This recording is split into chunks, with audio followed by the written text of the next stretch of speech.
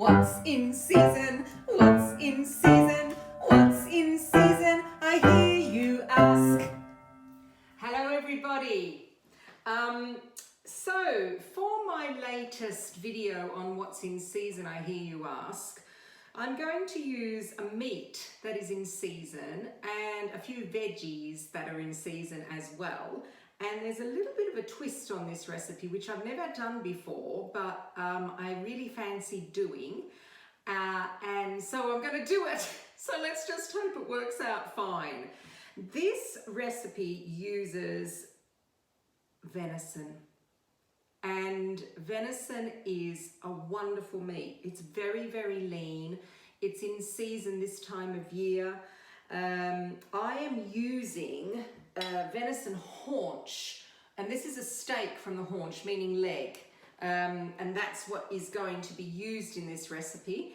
I've got a few trimmings as well, which I'm going to make the sauce with, and that is, you can use the trimmings for diced venison casserole if you want to. But these, what I did was I took the ones out of the diced venison that was pretty kind of sinewy, and I'm going to use that from the sauce. The veg that I'm going to use is red cabbage. Now, I didn't grow this myself, unfortunately, because I didn't put any red cabbage in. I have now in the winter for the spring. So, but that's a lovely looking red cabbage. And so I'm going to do a braised red cabbage. And these little things here with holes in them, I'm going to show you these holes. Look at that. Yes, something has had a nibble before me, and it was slugs and wood lice. These are my homegrown celeriac. Here's some more holes. I only went over quickly this morning to the allotment and I got 3, so I will be getting a few more to roast as well. Even though they do look a little bit tiny, the smell is amazing. You just don't get that smell if you buy it in a shop, because it can be there for a very, very long time in storage. So what am I going to make? I am doing the venison leg, haunch, and I'm going to cook it in hay. So that's going to be my interesting thing. I got some hay from a lady that I know. She has horses and she's very particular about the hay that she uses for her horses. So it has she assured me there are no pesticides or anything in it that is nasty. So if you are going to cook with hay, please, if you are going to get it from a pet shop, ask them whether it's pesticide free, fungus spray free as well, because that ain't very good to cook with, even though I am going to wash it. So I'm doing that, and I'm having roasted celeriac and a braised red cabbage as well. So let's get on with the first stage. Okay, step 1, I'm going to make the sauce. So for the sauce, if you were going to make this recipe for 4, you would use 500 grams of venison trimmings, and you would use 30 grams of butter. Now I'm just making this for me. Here are my venison trimmings. And so let's put the butter in first. So I've got 15 to 20 grams of butter here, which I like butter. Turn this down a little bit now because it's been on for quite a while. And then there are my trimmings. They go in, and I'm going to cook these down until everything gets very nicely browned. I'll do it fast first, on quite a high heat first, to brown everything.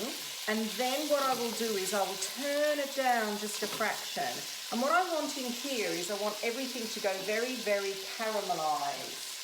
And that will make me very happy. So you'll see that the butter will go darker in colour, and the venison will start to go brown, and everything will caramelize, and I will show you what it looks like when it's finished. Okay, there we are. This is now caramelized, as you can see. That's beautiful. A little bit of kind of crustiness on there. And to this now, I'm going to add my shallots that I grew and my garlic. I've got about, I would say 50 grams of shallots in here, and they're going to go in. And I've got 3 cloves of garlic as well, and they're going to go in. And then I have this really lovely quality chicken stock, and that is going to go in. And this is a brown chicken stock. It's when you roast the chicken bones in the oven and make the stock that way. That's the difference in stocks. So that is a brown chicken stock. And we're just going to let that bubble for a bit here. And what I'm going to do is I'm going to let this simmer down until it gets to like a sauce consistency, because as you can see at the moment it's very, very watery. And I'm going to let this simmer down slowly so that we can get the shallot and the garlic taste into the sauce. And let that happen. Just enjoy that little bubble there for a minute. Okay, let's braise the cabbage, the red cabbage. That's my next step that I'm going to do. So I shredded, well, I didn't really shred. I just kind of sliced the red cabbage thinly. I've got about 500 grams, which was about half of the cabbage. And so that's been sliced thinly. That's going to go in the pot. The next thing I'm going to do is I'm going to make myself a little bag of spices. You don't have to put them in a bag. It just makes it much easier to then root around amongst this cabbage and find the spices. So I've got these kind of like little muslin bags that I use.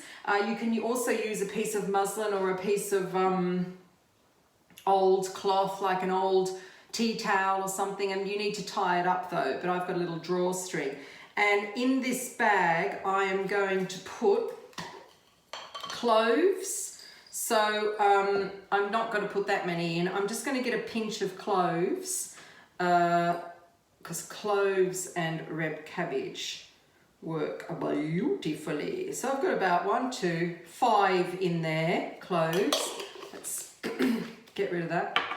I'm going to do 2 star anise. Get them out. I'm going to try and grow star anise. I've got the seeds for them, so I'm going to try and grow them. I love the smell of that. So they're in there as well. And then I've got a cinnamon stick, the same size. I mean, you could have put a full cinnamon stick in if you want to, but I thought, well, let's just put it in the little muslin bag. All right, tie it up nicely so it doesn't defeat the purpose of me actually doing this. Because, you know, if you eat red cabbage and you come across a clove, you really know it. However, you probably won't get toothache, because don't you use clove oil on toothache? I think you do. There's my little bag of stuff. That goes all in the pot. Then, actually, let's bring the pot over so I don't have to worry too much about carrying it all. Let's put the cabbage in first. In you go. Red cabbage. Love red cabbage. There's some great recipes for red cabbage. I mean, it's a lovely, you can use it as a lovely coleslaw, but braised red cabbage is great, especially with venison. In you go. Right, let's add something else a little bit more interesting. So, of course, I have a bottle of raspberry vinegar. Surprise, surprise. And I'm going to, and it has the best taste. I didn't make it, I actually bought it, but it is absolutely beautiful. Raspberry vinegar, now that's another thing to make. So I've got 100 ml of raspberry vinegar. That's going in there. Nice. What I did make though is I made this stuff here in this jar, which I will show you. So I have got 135 grams of this stuff, and this is red currant jelly. Red currant jelly is so easy to make, and I made a batch. So this is just a plain red currant jelly, but I also did a red currant jelly with red wine as well, which is very delicious. I just didn't want to put that in here. So that's my 135 grams of red currant jelly. And what I am going to do is I am going to put this on the stove and I'm going to simmer it down. I will cover it to start off with, and then I'm going to cook it down really slowly for about an hour. I will know when it's ready because it'll be really, really tender. So that goes on the stove. We switch it on and I will be cooking that for an hour. The other thing that I have to do, which I'm just going to show you now, because it's actually, I suppose it's interesting. I'm going to show you, I grew the celeriac that we're using. And this is one that I took out of the garden this morning. You can see the stems here and the leaves have got quite brown, and that's called septoria. It's a fungal disease that you get when you get a lot of rain on the actual celeriac. It also affects celery as well. But the root hasn't been affected. What has been in the root, which I'm not very happy about, actually this one is looking pretty good, are slugs and woodlice. So from quite a few celeriacs, this is all that I got. I got pieces like this of celeriac, but I must say the smell is just superb. So I'm going to chop this one up as well, and I am going to roast them. And so they're going to go into the oven. I'm going to roast them with a bit of butter and thyme, but I won't do that yet. I want to put this red cabbage on, and then I want to start with my venison. I'll show you how to do that. You know, when I said I was going to roast the celeriac, I wasn't really clear. This is a kind of way of roasting it rather than putting it in the oven. So what I've done is I've got some grapeseed oil in there, which is a very neutral oil. It doesn't really taste of anything. And I've got this celeriac in here, and what I'm going to do is I'm going to brown it all over. And then to that, I'm going to add some butter and thyme and cook it really slowly and just keep basting it for about 20 minutes, maybe half an hour. Depends on how tender they get. And that's what I meant by roasting the celeriac. Right, everyone, this is what's happening on the stove at the moment. I have my venison steak, my haunch, in a frying pan with just a little bit of groundnut oil. I've been just very lightly frying it. There's some salt and pepper on there as well. In this pan here is my beautiful celeriac with some butter and thyme, and I keep basting it all the time. And here is my red cabbage. So it's been on for about an hour. It's very tender. I've taken the lid off now, and I'm going to reduce this until it becomes a syrup. Right. There we are. Okay, so I've taken it off the heat. Now, if you've got time, it's probably a good idea to actually, this piece of venison here, to chill it. It all depends. If you like your meat pink, really, really pink, then it is a good idea to chill it. I'm not a big lover of that. I normally, if I'm going to have a steak, I'm going to have it medium. So I'm going to leave that. And in front of me here is my hay. Yay!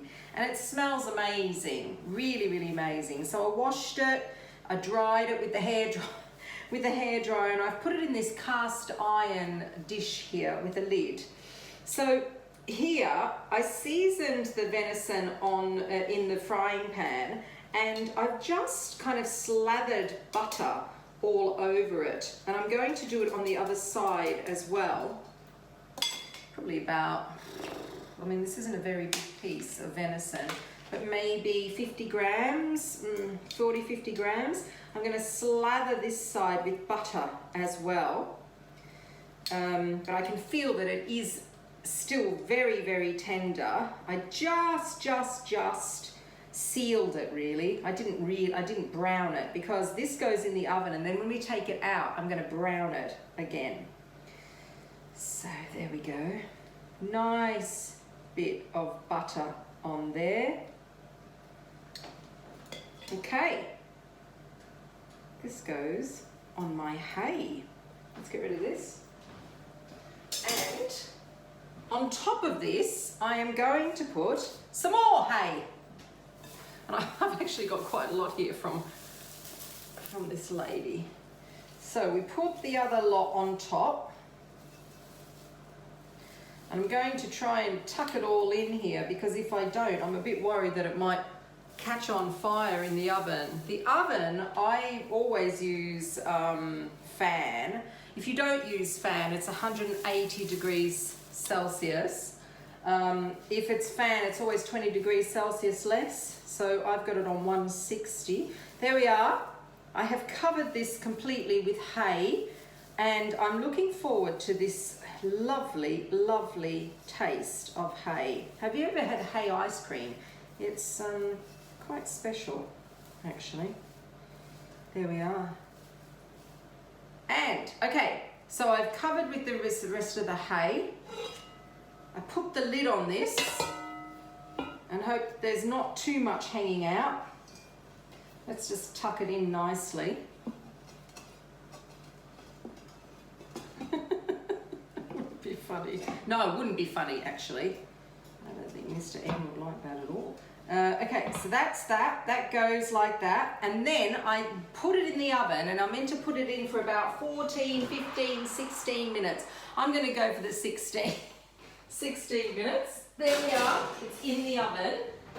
And I'm really looking forward to seeing what comes out. All right, everybody. This is the last stages of this fantastic meal with venison. And I have to give credit to the chef who developed it, and that is Simon Rogan. I must say, we went to Longclume a couple of years ago now. It was kind of like, I think it was New Year-y time after Christmas, and it was absolutely fantastic. And we also went to the pub that Simon Rogan has as well, and anyhow, I'll do that again. So this is Simon Rogan's recipe, everybody, and I'm trying to do justice to it. I mean, I have the right ingredients, but you know, whether it works out okay is a different story. I'm just turning around here to the stove because I have my, let's turn it down a little bit. I've taken the venison out of the oven. I've let it just sit for a while, and now I am going to brown it all over properly in a pan, and that's what I've got going there, which is just a little bit of groundnut oil and butter. And I'm going to put this, let's do it now. Let's just take this out of here. Oh gosh, that feels very, very nice. Pop it into there, and we're going to brown that piece of venison. And I just want to, so you know the sauce that I did the sauce and I put it in the fridge, and I've reheated this beautiful sauce here, and now I'm just going to add a couple of things to it. And one thing is quite interesting for me because I'd never heard of it before, and it is a herb. It looks a little bit sad at the moment. Now this herb is called Dittander, and it is a native of this country. It's usually found around coastal areas. You can use every single piece of this herb. You can use the leaves, the roots, everything. And what it is a kind of precursor to horseradish. So I've just taken a little bit of the leaf, and I've chopped it up a little bit. It's like a kind of creamy version of horseradish. You can also use the roots as well, but I'm using the leaf. And because I want quite a strong taste, I'll just take this down a little bit so you can see what I'm doing here. I'm just going to do kind of like a chiffonade of the, this is how I do it. I don't chop properly. I don't chop like a chef. I've never been taught. But I kind of like, I use my fingers, and it's very, very finely chopped. It has quite, it's called pepperwort or pepper plant as well.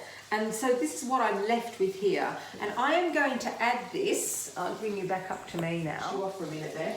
I'm going to add this to the sauce, actually. And just a little bit more butter, because chefs love butter, don't they? They love butter. So this is going into the sauce. This is going to be quite incredible, actually, this dish. I'm going to turn this venison up a little bit because I can see there's quite a bit of blood coming out of it still. And I'm not a big lover of really rare meat. I like it, like I said, I like it kind of medium. I can feel now, I'm feeling, and I can feel that it's starting to get to where I want it to get. Let's put a bit of butter into this sauce as well. Cook that down. My celeriac is beautiful, and the cabbage is beautiful. So after an hour, I took the lid off the cabbage, and I've now just let it cook down until it gets really, really syrupy. And it's going to be absolutely beautiful. So what I'm going to do is I'm going to finish this. I will plate it up, and I will show you what I am going to eat tonight.